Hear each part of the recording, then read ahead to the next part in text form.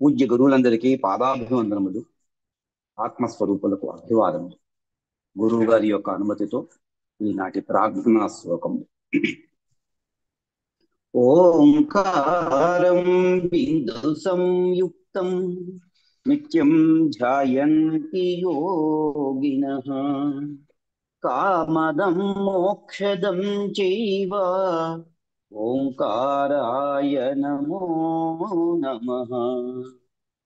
సదాశివసమారంభాం వ్యాసశంకరమధ్యమాం అస్మదాచార్యపర్యంతాం వందే గురుపరంపరాం. శంకరం శంకరాచార్యం కేశవం బాదరాయణం సూత్రభాష్యకృతౌ వందే భగవంతౌ పునః పునః. ధ్యానమూలం గురోర్మూర్తిః పూజామూలం గురోః పదం మంత్రమూలం గురోర్వాక్యం మోక్షమూలం గురోః కృపా. హరి ఓం. శం నో మిత్రः శం వరుణః శం నో భవత్వర్యమా శం న ఇంద్రో బృహస్పతిః శం నో విష్ణురుక్రమః. నమో బ్రహ్మణే నమస్తే వాయో త్వమేవం ప్రత్యక్షం బ్రహ్మాసి త్వామేవ ప్రత్యక్షం బ్రహ్మ వదిష్యామి. ఋతం వదిష్యామి, సత్యం వదిష్యామి. తన్మామవతు తద్వక్తారమవతు. అవతు మాం అవతు వక్తారం. ఓం శాంతి శాంతి శాంతి. ఓం సహనావతు సహనౌ భునక్తు సహ వీర్యం కరవావహై తేజస్వినావధీతమస్తు మా విద్విషావహై. ఓం శాంతి శాంతి ఆరంభం చేయండి గురువు గారు. ఆయన డిస్కనెక్ట్ శాంతి. అయినట్టున్నారు. అలాగే. ఓం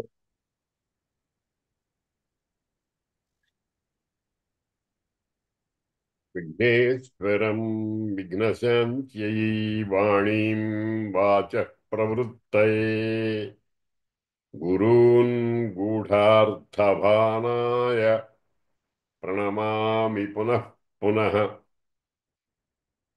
ఓం శన్నో మిత్రః శం వరుణః శన్నో భవత్వర్యమా శన్న ఇంద్రో బృహస్పతిః శన్నో విష్ణురుక్రమః. నమో బ్రహ్మణే నమస్తే వాయో త్వమేవ ప్రత్యక్షం బ్రహ్మాసి త్వమేవ ప్రత్యక్షం బ్రహ్మ వదిష్యామి. ఋతం వదిష్యామి, సత్యం వదిష్యామి. తన్మామవతు తద్వక్తారమవతు. అవతు మాం అవతు వక్తారం. ఓం శాంతి శాంతి శాంతి. సహనాభవతు సహనౌ భునక్తు సహ వీర్యంకరవావహై తేజస్వినావధీతమస్తు మా విద్విషావహై. ఓం శాంతి శాంతి శాంతి. మృత్తికే ప్రతిష్ఠితే సర్వం తన్మే నిర్నుత మృత్తికే. తయా హతేన పాపేన గచ్ఛామి పరమాం గతిం. వెనుక మనం భూదేవి మృత్తికా రూపంలో, మట్టి అనే స్వరూపంలో మనకు సన్నిహితంగా ఉండేటువంటి భూదేవిని గురించి కొన్ని మంత్రాలు వెనకాల నేర్చుకున్నాం.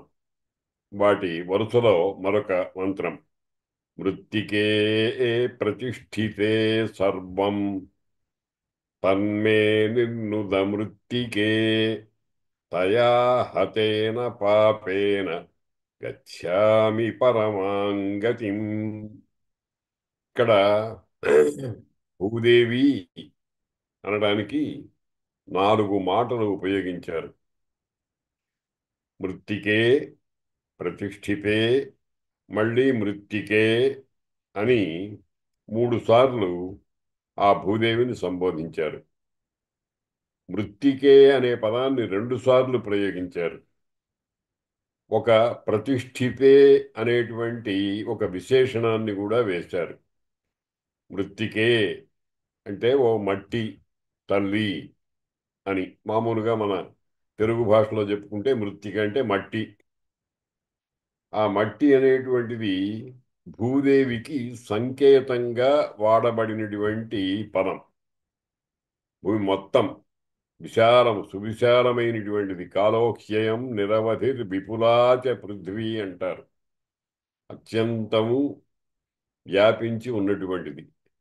అటువంటి దానికి సంకేతంగా మనం ఒక చిన్న మట్టి ముద్దను ఎదురుగుండా పెట్టుకుని కానీ, మనస్సులో భావన చేసి కానీ, ఓ మృత్తికే అని మనం మామూలుగా చిన్న ఫోటోలో ఉండేటువంటి దైవ స్వరూపాన్ని, ఏదో 1 అంగుళము 2 అంగుళాలు ఉండేటువంటి లింగాన్ని ఎదురుగుండా పెట్టుకుని బ్రహ్మాండమంతా నిండి ఇంకా పైన అన్ని ఆ 3 భాగాలు ఉన్నటువంటి పరమాత్మను భావన చేస్తూ ఉంటాం చూడండి. ఆ విధంగా ఒక మట్టి ముద్దను మనస్సులో భావన చేసుకోవటం అవకాశం ఉంటే ఎదురుగుండా పెట్టుకోవచ్చు కూడా. ఆ ఆ మృత్తికే దానిని ఉద్దేశించి పిలుస్తున్నాం, సంబోధిస్తున్నాం. ఓ మట్టి తల్లి, నీవు ఎటువంటి దాని అంటే ప్రతిష్ఠితే, అన్ని సృష్టిలో ఉండేటువంటి అన్ని చరాచర భూతరాశికి అంతటికీ కూడా నీవు ప్రతిష్ఠవు. అంటే నీ మీద నిలుచుని మాత్రమే అన్నీ నిలువగలుగుతున్నాయి. పక్షులు ఆకాశంలో ఎగిరినా మళ్ళీ గూటికి రావాల్సిందే, కిందికి రావాల్సిందే ఎప్పుడో అప్పుడు. అదేవిధంగా అందుకనే ప్రతిష్ఠితే అన్నారు. ప్రతిష్ఠ అంటే అటు ఇటు చెదరకుండా, ఏ వైపు ఒరగకుండా ఒకే విధంగా అందరినీ పట్టుకుని నిలుపుతున్నటువంటిది అని అర్థం. భూమి భూమిర్ధేనుర్ధరణి లోకధారిణి అని వెనకాల మంత్రంలో అనుకున్నాం. ఈ లోకాలన్నింటినీ ధరిస్తోంది. అందుకనే ఆమెకు ధరిత్రి, ధారిణి, ధారుణి అనేటువంటి పేర్లు ఉన్నాయి. దానితో పాటు ఇక్కడ ప్రతిష్ఠితే అనేటువంటి మాటను ఒకదాన్ని మనకు మంత్రం కొత్తగా పరిచయం చేస్తోంది. ప్రతిష్ఠితే అంటే చరాచర భూతజాలాన్నంతటినీ కూడా పట్టి నిలుపుతున్నటువంటి ఓ తల్లి అని అర్థం. మృత్తికే ప్రతిష్ఠితే సర్వం తన్మే నిర్నుద మృత్తికే. అమ్మా, ఓ మృత్తికా తల్లి, మళ్ళీ ఓ అమ్మా అని 2 సార్లు. మామూలుగా లోకంలో ఏమిటంటే ఒక పదాన్ని ఒకసారే ప్రయోగించాలి. 2 సార్లు ప్రయోగించడం అనేటువంటిది దోషంగా పరిగణిస్తారు శాస్త్రకారులు. కానీ ఆదరణలో, తర్వాత భక్తిలో, నిరాదరణ మొదలైనప్పుడు మనం ఒక పదాన్ని 2 సార్లు వాడుతూ ఉంటాం. ఎవరన్నా మనకి పూజ్యులైన వాడు వచ్చారనుకోండి, అయ్యా రండి రండి అంటాం. రండి అని ఒకసారి అంటే చాలు, కానీ రండి రండి అంటాం. అయ్యా ఏమన్నా తీసుకుంటారా, దయచేయండి అని మళ్ళీ మళ్ళీ అంటూ ఉంటాం. అలాగే ఇక్కడ మృత్తికే, ఓ మట్టి తల్లి, నీవు తే సర్వం ప్రతిష్ఠితే, సర్వం ఈ సృష్టి అంతా కూడా చరాచర భూతజాలమంతా కూడా నీయందే నెలకొని ఉన్నది. తత్ మే నిర్నుద మృత్తికే. తత్ మే తత్ నాకు సంబంధించినటువంటి తత్ మేము తెలిసో తెలియకో చేసినటువంటి పాపాలు, తప్పుడు పనులు, ఇతరులకు హింసను కలిగించేటువంటివి, ఇతరులను బాధించేటువంటివి అయినటువంటి ఆ పనులన్నింటినీ కూడా నీ నీ అనుగ్రహ విశేషం చేత మేము పోగొట్టుకోవాలి, నువ్వు పోగొట్టాలి. నిర్నుద దాన్ని తొలగించు, నాశనం చెయ్యి అన్నారు. ఇది మనం ప్రార్థిస్తున్నాం సరే, కొంచెం సాధారణ జ్ఞానంతో ఆలోచించేవాళ్ళు ఇవేమిటండి మట్టి ముద్దను ఎదురుగుండా పెట్టుకుని పాపాలు నాశనం చెయ్యి అని అడుగుతారు. అది మట్టి జడము, దాంట్లో సంకల్ప వికల్పాదులు, నిశ్చయాత్మకమైనటువంటి బుద్ధి మొదలైనవన్నీ లేవు కదా. ఈ జడ పదార్థమైనటువంటి ఒక మట్టి ముద్దను నా పాపాలు నాశనం చెయ్యి అని అడగటంలో ఉద్దేశమేమిటి? ఇది ఆ సాధారణమైనటువంటి జ్ఞానం కలిగినటువంటి వాళ్ళు చేసే పని కాదేమో అనేటువంటి శంక ఒకటి కలుగుతుంది. దీనికి మనం అనేక పర్యాయాలు సమాధానాలు చెప్పుకున్నాం. మనకు దేవాలయంలో ఉండేటువంటి అమ్మవారి విగ్రహం కానీ, శ్రీకృష్ణుని యొక్క విగ్రహం కానీ, శివాలయంలో కనిపించేటువంటి లింగం కానీ, వీటన్నిటి వెనకాల పరమాత్మ చైతన్యం అనేటువంటిది నిగూఢంగా ఉన్నది. పరమాత్మ చైతన్యము మనకు తెలియరాకుండా ఉన్నది. ఆ తెలియరాకుండా ఉన్నది గనక దాన్ని అది ఆ చైతన్యం అనేటువంటిది మనకు సాక్షాత్తు కనబడినా కనపడకపోయినా భావనావలం చేత దాన్ని సాక్షాత్కరింప చేసుకొని ఆ వట్టి మట్టి ముద్ద కాదు, దాని యందు పరమాత్మ చైతన్యము నిగూఢముగా ఉన్నది. పరమాత్మ సర్వసమర్థుడు. దేన్నైనా సరే చేయటానికి కానీ, చేయకుండా ఉండటానికి కానీ, దేనికైనా సరే సమర్థుడైనటువంటి వాడు గనక అటువంటి సర్వసమర్థుడైనటువంటి పరమాత్మ యొక్క దివ్య చైతన్యాన్ని నిగూఢంగా తనలో పెట్టుకున్నటువంటి మట్టికి నేను నమస్కారం చేస్తున్నాను. అది తప్పనిసరిగా నేను చేసినటువంటి అకార్యము అంటే చేయరాని పనులు. మనం చేయవలసిన పనులు కొన్ని ఉన్నాయి, చేయరాని పనులు కొన్ని ఉన్నాయి. ఎవరికైనా ఆకలిగా ఉన్నవాడికి కొంచెం అన్నం పెడతాం అనుకోండి, అది మంచి పని. వాడెవడైనా ఆకలి వేసి ఏదన్నా తింటుంటే ఆ పదార్థాన్ని చెదరగొట్టి వాడి నోట్లో నుంచి అన్నం పాడు చేస్తాం అనుకోండి, అది పాడు పని.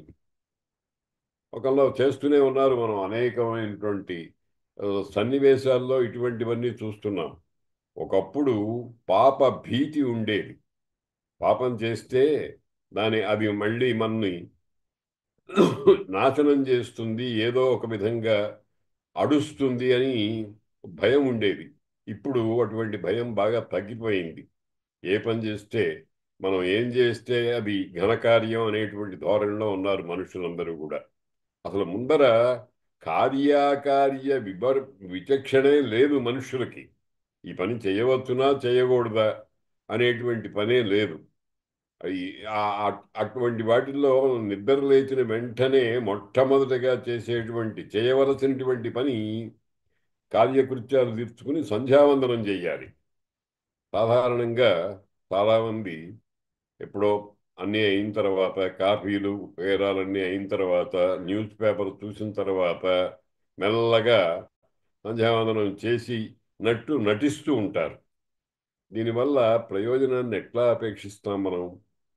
ఇటువంటి నీచమైన, మనకు ప్రయోజనం కలిగించని, ప్రమాదం కలిగించేటువంటి పాపం ఏదైనా ఉంటే, అమ్మా నేను నిన్ను ఆశ్రయించి ఉన్నాను, నీవు నన్ను పట్టి నిలుపుతున్నావు, కాబట్టి దాన్నంతా నీ అనుగ్రహం చేత మేము పోగొట్టుకోవాలి. ఆ, అందుకని నిర్నుద అటువంటి అకార్యముల వల్ల కలిగేటువంటి పాపాన్ని నాశనం చేయి తల్లి అని ప్రార్థిస్తుంటోంది వేదమాత. మృత్తికే ప్రతిష్ఠితే సర్వం తన్మే నున్నుద మృత్తికే. ఇక్కడ సర్వం అని కూడా అన్నారు. సర్వం అనేటువంటి మాటలో ఒక భావించదగినటువంటి అర్థం ఒకటి ఉంది. ఒక వైద్యుడి దగ్గరికి వెళతాం మనం. శరీరంలో ఏదో రుగ్మత ఉంటుంది. ఆ రుగ్మతకు ఆయన మందు ఇస్తాడు. మందు ఇచ్చేటప్పుడు మన భావన ఏముంటుంది? ఆ రోగము సమూలంగా నాశనమైపోయి మళ్ళీ మనను ఇబ్బంది పెట్టకుండా ఉండాలి అని భావన చేస్తాం. సాధారణంగా వైద్యుని యొక్క పరిమితుల వల్లనో రోగిలో ఉండేటువంటి రోగ లక్షణము యొక్క తీవ్రత వల్లనో ఉపశమనం కలుగుతుంది, కానీ సమూలంగా రోగం నాశనం కావటం అనేటువంటిది చాలా తక్కువ. ఇప్పుడు మనకు అనేకమైనటువంటి ఉదాహరణలు దానికి ఉన్నాయి. షుగర్ ఉందనుకోండి, ప్రతిరోజు మందు వేసుకు తీరాల్సిందే. షుగర్ వచ్చిందండి, మందు వేసుకుంటే పోయిందండి అనటానికి వీలు లేదు.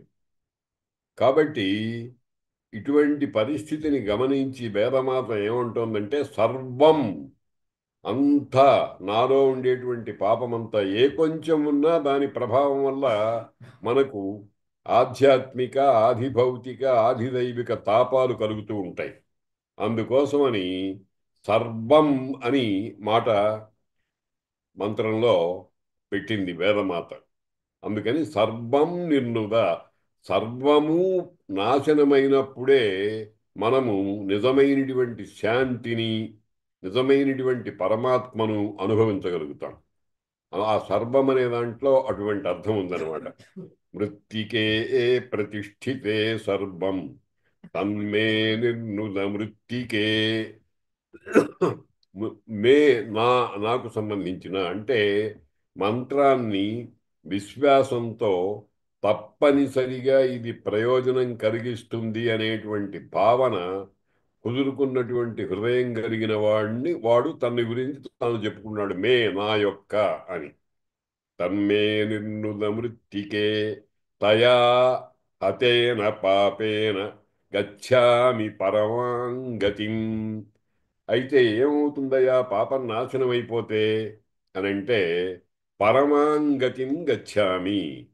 పరమాం అత్యుత్కృష్టమైనటువంటి దానికంటే పైన ఇంకొకటి లేనటువంటిది. ఆ లేనటువంటిది ఏమిటి అంటే పరమాత్మ యొక్క అనుగ్రహమే, పరమాత్మలో చేరుకోవడమే, ఏకమవటమే. పర ఆ జీవాత్మ పరమాత్మతో ఒక్కటి అవటం అనేటువంటి మహాప్రయోజనం. కాబట్టి దాన్నే పేర్కొంటున్నది మంత్రం. ఏమని? తయా అటువంటి నీ చేత. ఇది మట్టి తల్లిని ఉద్దేశించి అనమంటున్నది. తయా అటువంటి నీ చేత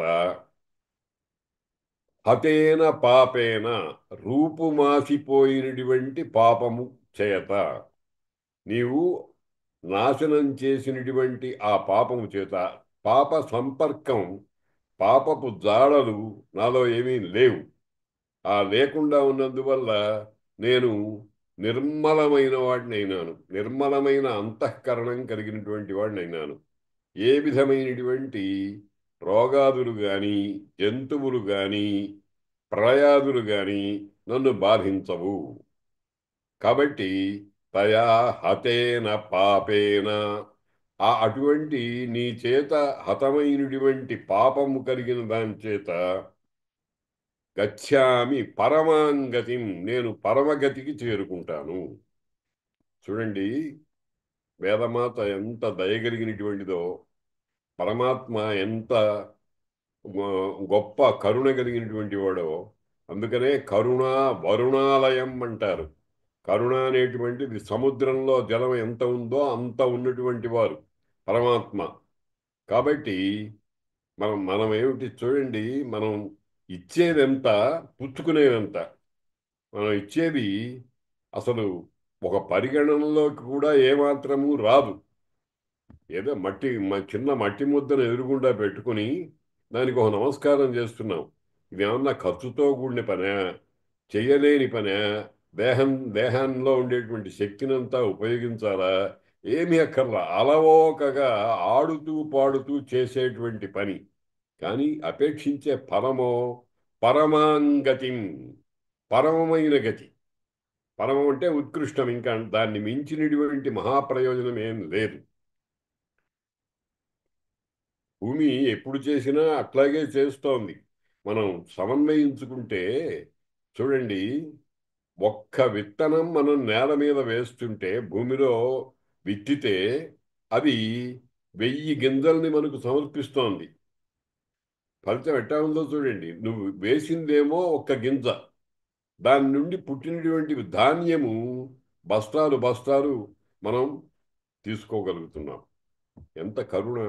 భావించితే భూమి మ్, ప్రాణికోటికి అంతటికీ కూడా ఏ స్థాయిలో ప్రయోజనం కలిగిస్తుందో ఆలోచిస్తే ఆశ్చర్యమేస్తుంది.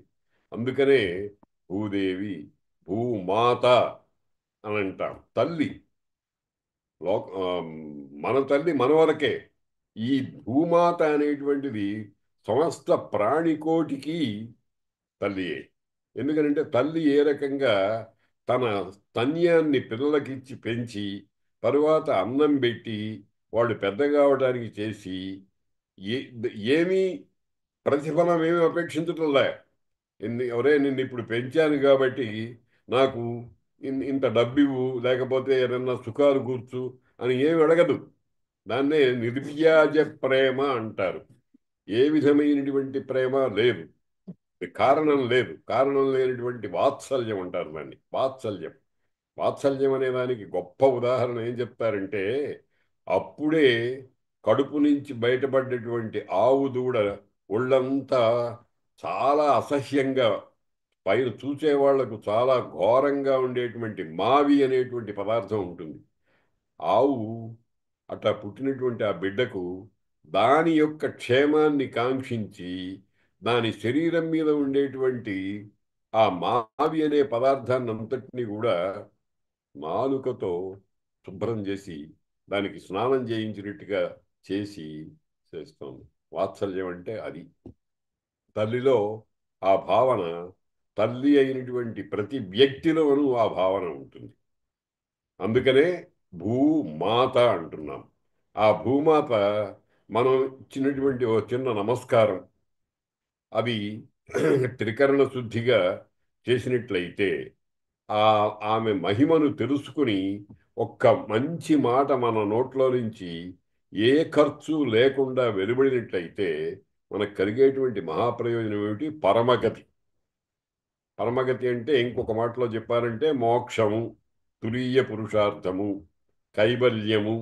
అంటే కేవలుడైనటువంటి పరమాత్మతో ఒకటైపోవటము అని ఇంత ప్రయోజనం.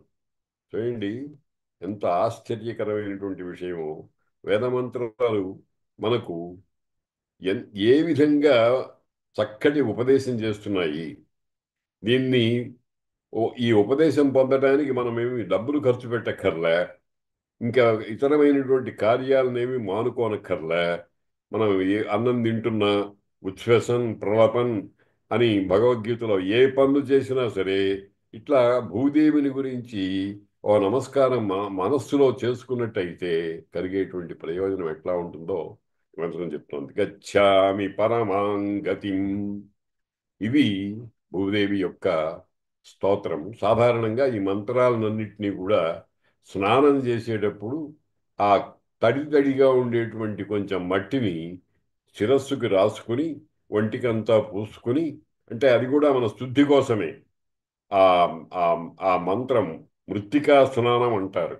ఆ మంత్రంలో చెప్పిన విధంగా భావన చేస్తూ ఉన్నట్లయితే మన శరీరము బా వెలుపల లోపల కూడా నిర్మలమై ఎప్పుడూ మంచి భావాలు, అందరికీ హితమైనటువంటి విషయాలు మాత్రమే మనలో కలుగుతూ ఉంటాయి. అంతకంటే కావాల్సిన ప్రయోజనం ఏముందండి? ఇవి ఈ మంత్రాన్ని అట్లా ఉపయోగిస్తారు. తర్వాత ఇంద్రుణ్ణి గురించి ఒక ప్రార్థన చేస్తోంది ఒక మంత్రం.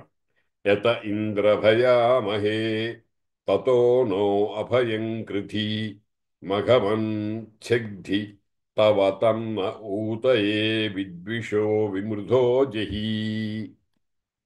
హే ఇంద్ర, ఇంద్రుడు అనేటువంటి వాడిని గురించి ప్రార్థిస్తున్నారు. ఇంద్రుడు అనేటువంటి మాటకు పురాణేతిహాసాల్లో ఉండేటువంటి ఇంద్రుడు, వేదాల్లో ఉండేటువంటి ఇంద్రుడికి తేడాలున్నాయి.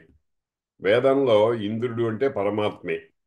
ఇంద్ర అనే శబ్దానికి ఇది అనే ధాతువు నుంచి ఏర్పడినటువంటి రూపం అది.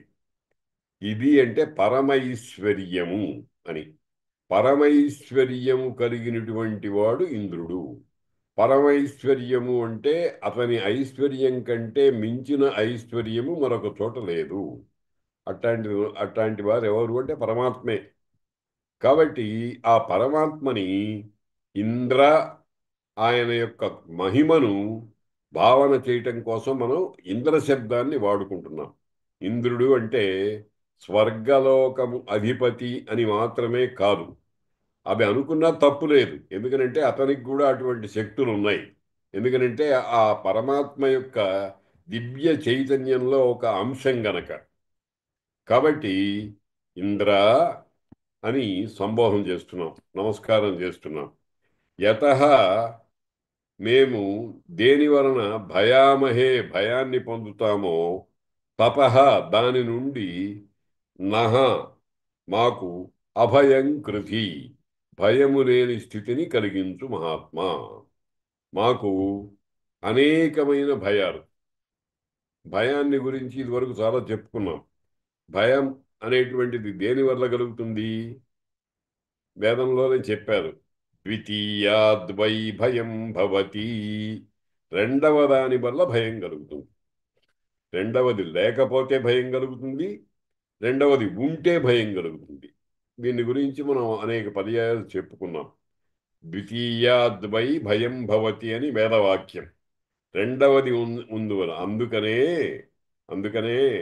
మానవుడు ఏం చేయాలంటే, రెండవది లేకుండా చెయ్యాలి అని అంటే, తాను తప్ప తక్కిన భూతజాలాన్నంతటినీ కూడా ఏదో ఒక మార్గం చేత చంపేసేసి నేను ఒక్కడనే ఉంటాను అనేటువంటిది పరమ నీచమైనటువంటి, భగవంతుడికి ఇష్టం కానటువంటి భావన.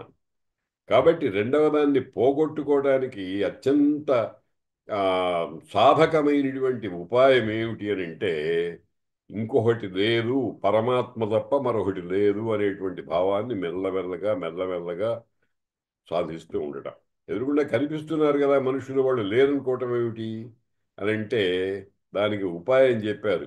ఎదురుగుండా కనిపించేటువంటి వెంకయ్యో పుల్లయ్యో అనే ఆయన్ని వెంకయ్యగా పుల్లయ్యగా చూడకు, ఆయన కూడా పరమాత్మే అనుకో. అందుకనే మన వాళ్ళు పెద్దవాళ్ళు ఎవరన్నా కనిపించినప్పుడు నమస్కారం చేయమంటున్నారు. నమస్కారం అంటే ఆ 5 జ్ఞానేంద్రియాలని, 5 కర్మేంద్రియాలని, మనస్సుని నేను సమర్పిస్తున్నాను అని చెప్పడం. కాబట్టి ఎవరు కనిపించినా, ఒక ఆవైనా, ఒక జంతువైనా, గుర్రమైన, ఒక తులసి మొక్క అయినా సరే. అందుకనే మన వాళ్ళు ఏం చేశారంటే, సృష్టిలో యద్యద్ విభూతిమత్ సత్వం శ్రీమత్ ఊర్జితమేవవా తత్తదేవ అవగచ్చత్వం మమ తేజోంశ సంభవం అని భగవంతుడు స్పష్టంగా చెప్పాడు కదా.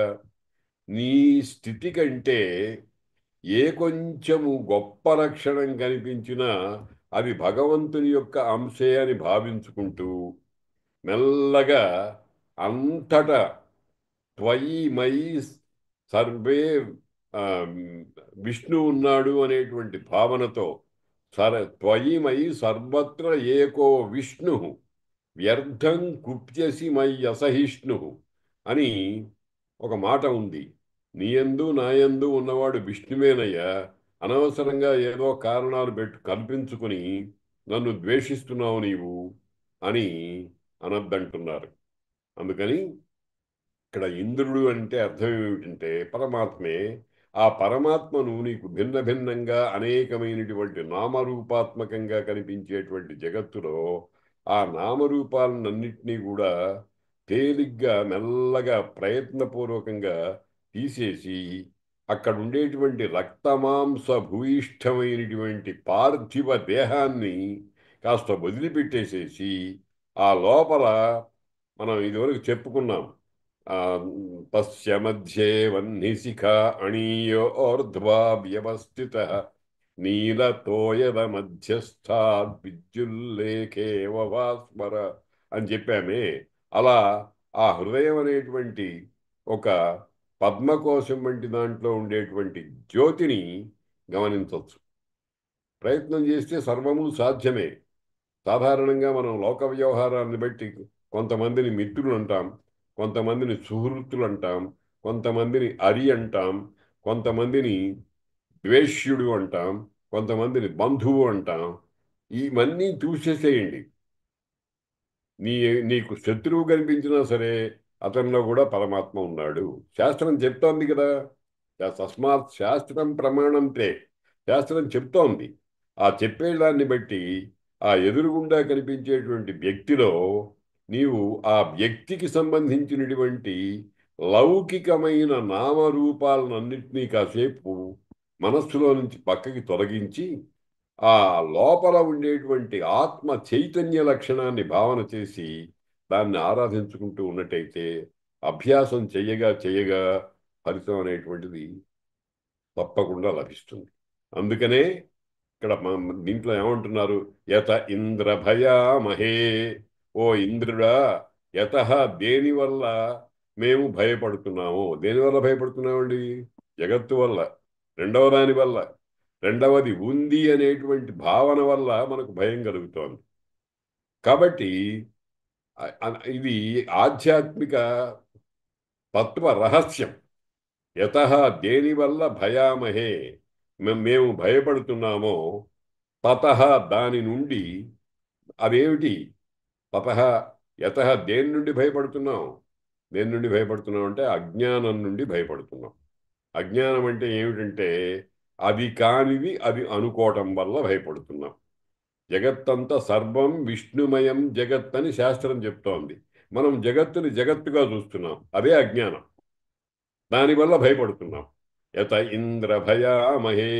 అటువంటి అజ్ఞానం వల్ల మేము భయపడుతున్నామో దాని నుండి మాకు అభయాన్ని ప్రసాదించు. అభయాన్ని ప్రసాదించు అంటే అర్థం ఏమిటనమాట? వెంటనే సరే జగత్తుని ఉపసంహరించేసేయుడు. వీడు పాపం భయపడుతున్నాడు మా పిల్లవాడు. చూడండి, తల్లుని పిల్లవాడిని ఎదురుగుండా కూర్చోబెట్టుకుని మొహం మీద చేతులు పెట్టుకుని ఏదో ఆటలాడుతూ ఒకసారి అవి తెరిచి భూతి అంటుంది. అనేటప్పటికీ ఆ పిల్లవాడికి ఆనందం కలుగుతుంది. మొహం మూసుకునేటప్పటికీ ఆ పిల్లవాడికి దుఃఖం కలుగుతుంది. అమ్మ అమ్మ ఏమైపోయింది, అమ్మ ఏమైపోయిందని. 2-3 ఏళ్ల వయస్సులో ఉండేటువంటి పిల్లలకి నీళ్ళలో ఇది సాధారణంగా జరిగేదే. ఆ ఆ పిల్లవాడికి భయం ఎందుకు కలిగింది? ఎదురుగుండా తల్లి ఉంది, ఒళ్ళో పెట్టుకుని ఉంది, అన్నీ ఉంది. కాకపోతే కాసేపు మొహం మూసుకుంది తమాషాగా. మూసుకునేటప్పటికీ వాడికి అమ్మ ఏదో అయిపోయింది అనేటువంటి భావం చేత ఏడుపు వచ్చింది. తెరిచి ఆ ముఖం నవ్వుతూ చూసేటప్పటికి వాడు కూడా పక్కపక్క నవ్వుతున్నాడు. ఇట్లాంటిదే అజ్ఞానం. ఈ ఈ మనం చెయ్యి అడ్డం పెట్టుకుని పిల్లవాడిని ఆడిస్తున్నప్పుడు చేసే పనుందే, అజ్ఞానం అనేది ఆ పనే చేస్తాం. యత దేనివల్ల మాకు భయం కలుగుతుంది అంటే అజ్ఞానం వల్ల. అజ్ఞానం అంటే ఏమిటి? అది కాని దానిని అదిగా గుర్తించటం. లోకంలో మామూలుగా మనం అందరం అనుకునే మాటేగా. అక్కడ తాడు ఉంది, మనం దాన్ని సరిగా చూడక పాము అనుకున్నాం. నువ్వు పాము అనుకున్నావు కానీ అది పాము అయిపోయిందా? కాలేదు. కానీ నీ మనస్సు ఏం చేసింది? నిన్ను వంచన చేసింది. అది పాము అన్నది. అనేటప్పటికీ పాము దర్శనం వల్ల ఎటువంటి మహాభయంకరమైనటువంటి ఆ కష్టాలు వస్తాయో అవన్నీ వచ్చాయి. కంపము, రోమాంచము, గాద్గద్యము మొదలైనటువంటి అన్నీ వచ్చేసి వణికిపోతూ ఏదో అయిపోతున్నాం. తెలిసిన వాడు ఎవరో వస్తాడు. ఏమిట్రా అట్లా భయపడుతున్నావు అంటే అని నోట్లో నుంచి మాట కూడా సరిగా రాకుండా అభినయం చేసి చూపిస్తాం. వాడికి తెలుసు అది పాము కాదని. వెంటనే దాన్ని పట్టుకుని చూపించాడు. అప్పటికి మనం ఏమైంది? భయం అంతా పోయి ఓసి, నేను పాము అనుకున్నాను, ఇది తాడా. జగత్తు అట్లాంటిది. ఆ జగత్తు అనేటువంటి పరమాత్మ యందు జగత్తుని ఆరోపించుకుని మనం అజ్ఞానంలో భయపడుతున్నాం. ఆ అజ్ఞానాన్ని తొలగించుకుని జ్ఞానాన్ని పొందటమే ఆనందానికి కారణం. యత ఇంద్రభయామహే తతో నో అభయం కృధీ. అయితే మనకు ఇటువంటి జ్ఞానము, అజ్ఞానం తొలగాలన్నా జ్ఞానం కలగాలన్నా దానికి భగవంతుని యొక్క అనుగ్రహం కావాలి గనక ప్రార్థిస్తున్నాం. తతో నో అభయం కృధీ. తతో దాని నుండి నహ మాకు అభయం కృధీ, భయము లేని స్థితిని కలిగించు అని ప్రార్థిస్తున్నాం. ఎవరిని ప్రార్థిస్తున్నాం? ఇంద్రుణ్ణి. ఇంద్రుడంటే ఎవరు? సర్వ లోకముల పాలకుడు, రక్షకుడు. రక్షకుడు. అందుకనే విష్ణు సహస్రనామంలో జగత్పతి, జగత్పిత మొదలైనటువంటి మాటలు మనం అక్కడక్కడ వింటూ ఉంటాం. పిత, పతి అంటే అర్థం ఏమిటి? పాలన ధర్మం కలిగినటువంటి వాడు. పాలించడం అంటే కాళిదాసు చాలా చక్కగా చెప్పాడు. వినయాధానము, రక్షణము, భరణము అని 3 లక్షణాలట పరిపాలించడానికి. ఒకడు సింహాసనం మీద కూర్చుని ప్రజల్ని పరిపాలిస్తున్నాను అనే దాంట్లో అత్యంత ప్రధానమైనటువంటి విషయాలు 3 అన్నారు. ఒకటి వినయాధానం. వినయాధానం అంటే వారిలో వినయము అనే దాన్ని చక్కగా ఎక్కించటం. వినయం అంటే విద్య. ఒక ఒక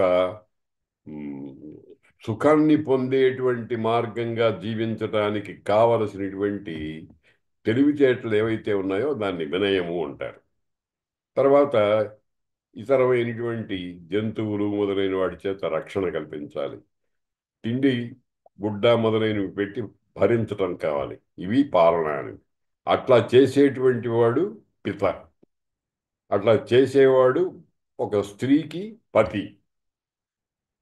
కాబట్టి భగవంతుడు పరమాత్మ అని మనం ఎవరినైతే అనుకుంటున్నామో, ఈశ్వరుడు అని అనుకుంటున్నామో, భగవంతుడు అని అనుకుంటున్నామో, ఆయన అందరికీ కూడా పిత, పతి. విష్ణు సహస్రనామం, శివ సహస్రనామంలో ఇటు అర్థం వచ్చేటువంటి నామాలు మనకు చాలా కనిపిస్తూ ఉంటాయి. యత ఇంద్రభయామహే తతో నో అభయం కృధీ. దాని నుండి మాకు అభయాన్ని కృధీ చేయుము ప్రార్థన. మామూలుగా ఎందుకు ఆయన ఆయన ధర్మాన్ని ఆయన చేయడా? తల్లి కూడా బిడ్డకు ఎప్పుడు ఆకలి వేస్తుందో తానే గమనించి ఆ సమయానికి వచ్చి అడిగినా అడక్కపోయినా పాలిస్తుంది కదా. నువ్వెందుకు అడుగుతున్నావు అని కొంతమందికి ఒక చిన్న సందేహం వస్తుంది. మనం అడిగినా అడక్కపోయినా భగవంతుడు మనల్ని రక్షిస్తూనే ఉంటాడు. కానీ మన అజ్ఞానం చేత మనం ఏమనుకుంటున్నామంటే అడిగితే గాని భగవంతుడు మనకు రక్షణ కల్పించడు అని అనుకుంటున్నాం. అనుకునే మన దేవాలయాదుల్లో పూజలు చేయడం, పురస్కారాలు చేయడం ఇవన్నీ చేస్తున్నాం. నిజానికి ఇవి చేయకపోయినా మనకు రావాల్సినటువంటి ప్రయోజనాలు కలుగుతూనే ఉంటాయి. చేస్తే ఇంకా విశేషంగా కలుగుతుంది. అందుకని యత ఇంద్రభయామహే తతో నో అభయం కృధి మఘవన్ శగ్ధి తవ తన్న ఊతయే విద్విషో విమృధో జహి. మఘవన్. మఘవన్ అంటే ఇంద్రుడికే మరొక పేరు. ఇంద్రో మరుత్వాన్ మఘవా బిడౌజా పాకశాసన వృద్ధశ్రవా సునాశీరో అని ఇట్లాగా ఇంద్రుడికి అనేకమైన పేర్లు ఉన్నాయి. సంస్కృత భాషలో అన్ని శబ్దాలకు, అన్ని వస్తువులకు కూడా ఒకటి కంటే ఎక్కువ పేర్లు ఉన్నాయి. వాటినే మనం అర్థంగా చెప్పుకుంటుంటాం. మఘవన్, ఓ మఘవా, ఓ దేవేంద్రుడా అని. అంటే ఇక్కడ స్వర్గలోకాధిపతిగా ఉన్నటువంటి దేవేంద్రుడికి మఘవుడు అనే పేరుంది. అయితే అతడు మమైవాంశో జీవలోకే జీవభూత సనాతన అని భగవంతుడు చెప్పినట్టుగా ఆ దేవేంద్రుడిలోనూ పరమాత్మ అంశమే ఉంది. బ్రహ్మలోనూ ఉంది, పిపీలికంలోనూ ఉంది, నీలో ఉంది, నాలో ఉంది. కాబట్టి ఆ, దానిని గమనించి మఘవన్ అంటున్నాం. మఘవన్ అంటే మఘవ అనే పేరు కలిగినటువంటి ఇంద్రదేవ. మఘము అనేటువంటి దానికి సాధారణంగా యజ్ఞము అని పేరు. ఆ మా మన పురాణాల్లో వాటిలో ఏం చెప్తారంటే 100 యజ్ఞములు చేసినటువంటి వాడు దేవేంద్రుడు అవుతాడు అని. నహుషుడు మొదలైనటువంటి వాడు అట్టా కొన్నాళ్ళు దేవేంద్రుడు అయినారు. కాబట్టి 100 యజ్ఞాలు చేయటం ఇది కూడా చాలా శాస్త్రీయమైనటువంటి మాట. దాంట్లో మనం గమనించవలసినటువంటి విషయాలు ఉన్నాయి. మనం మరొకసారి వాటిని గురించి చెప్పుకుందాము. కాబట్టి ఇక్కడ మఘవన్ అనేటువంటిది ఇంద్ర అనేదానికి పర్యాయ పదంగా ఇక్కడ ఉంది. మఘవన్ అంటే ఓ ఇంద్ర. ఏం ఏమంటున్నాము? తత్ ఆ పాపము మొదలైనటువంటి మూడు మూడు పనులు ఏమిటవి? నరకము, తర్వాత శత్రుభయము, తప్పుడు పనులు చేసిన దాని వల్ల వచ్చేటువంటి ఈ 3 రకాలైనటువంటి తత్ ఆ పాప ఫలాన్ని కృతి శగ్ధి నాశనము చేయుము. ఇందాక భయాన్ని పోగొట్టమన్నాడు. భయాన్ని పోగొట్టిన తర్వాత మనం తెలుసో తెలియకో అనేకమైనటువంటి పాపాలు చేస్తూ ఉంటాం. ఏం చేసినా సరే వెంటనే ఫలితం దాన్ని అంటిపెట్టుకునే ఉంటుంది. ఏది అయినా సరే అంటిపెట్టుకునే ఉంటుంది. ఆ దాన్ని శగ్ధి, దానివల్ల మనం కష్టాలు, ఘోరమైనటువంటి ఇబ్బందులు పడవలసి వస్తుంది. దాన్ని శగ్ధి నాశనం చెయ్యి అన్నాడు. మొట్టమొదట భయాన్ని నాశనం చేయమన్నారు. తర్వాత మేము నిత్యకృత్యంగా చేసేటువంటి పనుల్లో పాపం వల్ల మాకు సంక్రమించేటువంటి శత్రుభయం కానీ, నరక భయం కానీ, లేకపోతే మళ్ళీ మళ్ళీ పుడతాము అనేటువంటి సంసారము పెరిగిపోవటం అనేటువంటి భయం కానీ, అటువంటి భయాలన్నింటినీ కూడా శగ్ధి, అటువంటి పాపాలన్నింటినీ కూడా నాశనం చెయ్యి. తవ తన్నవూతయే, అవి ఆ రకమైనటువంటి నీ రక్షణ వలన మాకు ఊతయే పరిరక్షణం కోసం మాకు పనికొస్తుంది. కాబట్టి విమృధ మాకు పీడను కలుగజేసేటువంటి విద్విష శత్రువులను ఏహి నాశనం చెయ్యి. ఈ పాపం అనేటువంటిది మనని హింసిస్తుంది 2 రకాలుగా, స్థూల దేహాన్ని, సూక్ష్మదేహాన్ని కూడా.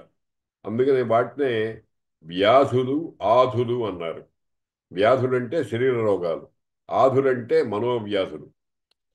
మనస్సు ఊరికే ఏదో లోపల లోపల కుడిపోతూ ఉంటుంది.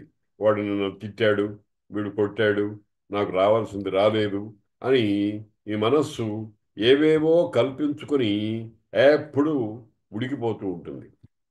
దాన్ని మానసికమైన తాపము అంటాం.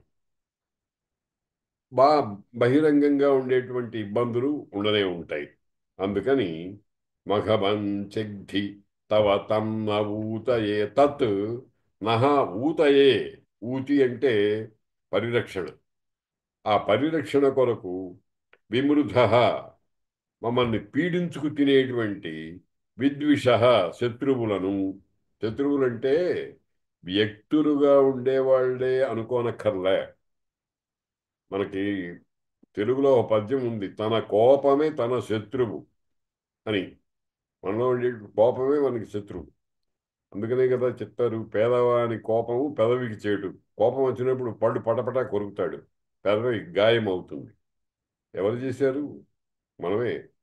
కాబట్టి విమృశ పీడను కలుగజేసేటువంటి విద్విష అంటే శత్రువులను. శత్రువులు అంటే 2 రకాలు, బాహ్య శత్రువులు, ఆంతరంగిక శత్రువులు. కామ క్రోధ లోభ మోహ మద మాత్సర్యాలని షడ్వర్గము అంటారు. 6 శత్రువుల సముదాయం.